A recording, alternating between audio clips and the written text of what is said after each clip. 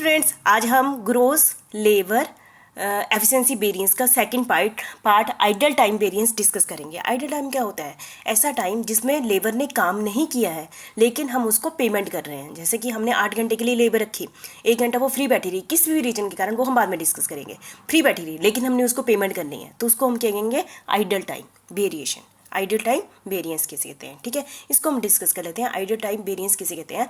Idol time variance, this variance is a sub variance of labour efficiency variance. जो gross labour efficiency है ना, पिछली video में आपको बताया, उसका पार्ट है। एक तो क्या था? नेट, है ना, लेबर एफिशिएंसी वेरिएंस। दूसरा क्या था? आइडल टाइम वेरिएंस, उसका पार्ट है। तो idle time variance come up because of idle time of worker on account of abnormal causes, मतलब कि एबनॉर्मल रीजन के कारण ये बना हुआ। एबनॉर्मल रीजन कुछ भी हो सकते हैं, जैसे कि बिजली चली गई, ठीक है, मशीन खराब होगी जिसके कारण वर्कर फ्री बैठे रहे, ठीक है, तो हमारे पास मटेरियल नहीं पहुंचा जिसके कारण वर्कर फ्री बैठे रहे। एबनॉर्मल रीजन का आइडल टाइम, है ना, तो पेमेंट तो करनी है ना उनको, तो इस टाइप से के कारण वेरिएशन आती है।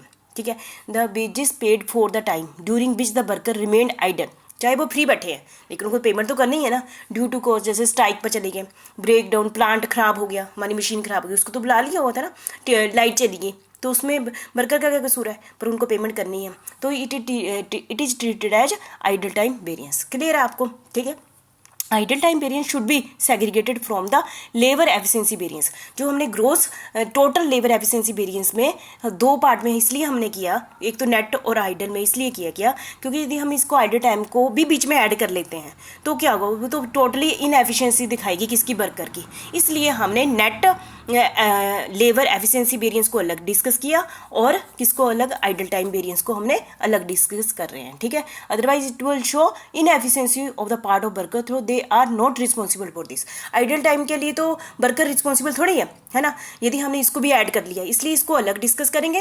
इसलिए यदि लेबर को के टाइम को डिस्कस करना है तो नेट को करेंगे, हम टोटल को नहीं करेंगे, क्योंकि टोटल में क्या ऐड है? आइडल टाइम ऐड है। ठीक है, idle time variance is always adverse and need, क्योंकि ये हमेशा एडवर्स ही होगा, क्योंकि इसमें काम उसने कुछ किया नहीं, फ्री बैठा रहा और इसकी पेमेंट हो रही है। नीड इन्वेस्टिगेशन फॉर इट कोज, मतलब इसके रीजन ढूंढने हैं, उस पर इन्वेस्टिगेशन करनी है। ठीक है, तो idle time variation is equal to idle time multiply by standard, क्योंकि इसमें काम हुआ नहीं, एक्चुअल तो रेट तो कुछ दे, है ना, तो इसमें तो देना ही देना है ना, स्टैंडर्ड रेट से मल्टीप्लाई बाय कर देंगे तो क्या आ जाएगा?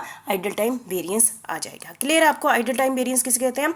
जब एक वर्कर को हमने फैक्ट्री में बुला लिया लेकिन कुछ लाइट चली गई, प्लांट खराब हो गया, या वो स्ट्राइक पर चले गए, कंपनी के अंदर ही है जिसमें, है ना, तो उनको क्या कर रहे हैं? हम पेमेंट दे रहे हैं, ठीक है, पर वो फ्री बैठा है, तो उसके कारण कि उनकी एफिशिएंसी तो यदि हम ग्रोस में से ये माइनस कर देंगे तो क्या आ जाएंगे? ग्रोस एफिशिएंसी वेरिएंस में से यदि आइडल टाइम वेरिएंस माइनस कर देंगे तो हमारे पास क्या आ जाएगा? जो पिछली वीडियो वाला टॉपिक आ जाएगा, नेट एफिशिएंसी वेरिएंस आ जाएगा। ठीक है, तो ये हमारा आइडल टाइम वेरिएंस इज। ठीक है, थैंक यू।